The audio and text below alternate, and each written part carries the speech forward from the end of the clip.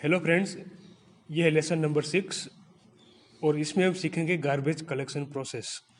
Okay, तो दोस्तों garbage collection यानी कि मेमोरी जो है रैम, उसमें से अनवांटेड वेरिएबल, अनवांटेड ऑब्जेक्ट को रिमूव करना और उतनी मेमोरी को फ्री करना, तो उसे बोलते हैं गार्बेज कलेक्शन प्रोसेस। तो सी और सी प्लस प्लस लैंग्वेज के अंदर क्या है, गार्बेज कलेक्शन प्रोसेस नहीं है। ओके, उसके अंदर आपको न्यू और डिलीट ऑपरेटर का यूज़ करके मेमोरी असाइन करनी होती है और मेमोरी को डी एलोकेट करना होता है। ओके, तो न्यू से अलोकेट होती है, डिलीट से मेमोरी रिमूव होती है, डिलीट होती है। तो वहाँ पर आपको क्या करना पड़ता था सी सी प्लस प्लस में कि जो भी मेमोरी असाइन की वो आपको खुद से प्रोग्रामिंग करके वो मेमोरी फ्री करनी पड़ती थी। ओके, पर यहाँ पर डॉटनेट के अंदर क्या है, गार्बेज कलेक्शन दिया गया है और गार्बेज कलेक्शन कौन प्रोवाइड करता है, CLR, common language run time. और गार्बेज कलेक्शन का टास्क क्या है कि मेमोरी में से अनयूज्ड वेरिएबल ऑब्जेक्ट ओके को रिमूव करना और उतनी मेमोरी को फ्री करना ताकि कोई दूसरी एप्लीकेशन या दूसरा प्रोग्राम उस मेमोरी का यूज़ कर सके। ओके, तो चलिए देखते हैं गार्बेज कलेक्शन प्रोसेस।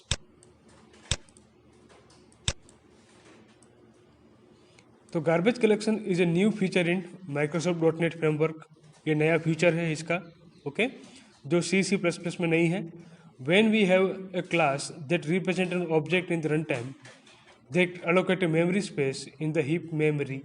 ओके, तो हीप मेमोरी के अंदर जो ऑब्जेक्ट अलोकेट किया जाता है, ओके, और वो ऑब्जेक्ट और वेरिएबल को हम यूज़ करते हैं और आगे चल के हम यूज़ नहीं करते हैं। ओके, तो वो गार्बेज कलेक्शन के लिए एलिजिबल हो जाता है। ओके, तो once the activity related to that object is get finish.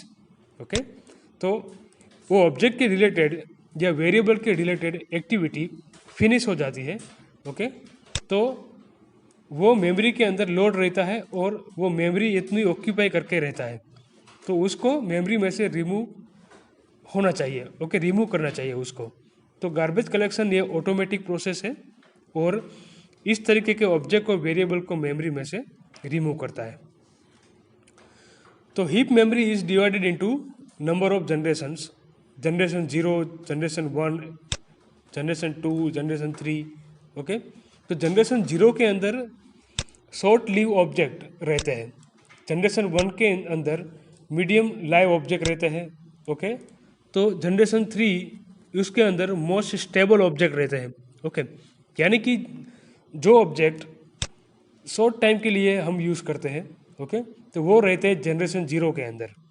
और जो ऑब्जेक्ट और वेरिएबल लॉन्ग टाइम के लिए प्रोग्राम में यूज़ करते हैं, तो वो रहते हैं जनरेशन 3 हीप मेमोरी के अंदर। ओके, तो हीप मेमोरी के अंदर प्रोग्राम लोड होता है और हीप मेमोरी में वेरिएबल और क्लास मेंबर्स वेरिएबल भी लोड होते हैं। ओके, तो देखिए, when object is created then it will allocate the memory space which will be higher. Okay, तो ऑब्जेक्ट जब क्रिएट होता है तो उसको मेमोरी अलोकेट की जाती है। ओके, और हो सकता है कि वो मेमोरी ज़्यादा ऑक्यूपाई करता हो। Okay, it will be in generation 0, तो वो जनरेशन 0 में रहता है पहले। And then memory allocation will be continue without any space between generation of garbage collectors. तो जनरेशन 0 के अंदर सबसे पहले उसको अलोकेट किया जाता है मेमोरी। ओके, और मोर मेमोरी अलोकेट की जाती है, ज़्यादा मेमोरी अलोकेट की जाती है कि जैसे जैसे उसका यूज़ बढ़ता जाए। ओके, पर इसमें क्या होगा, आपको इतना ही याद रखना है कि गार्बेज कलेक्शन क्या है।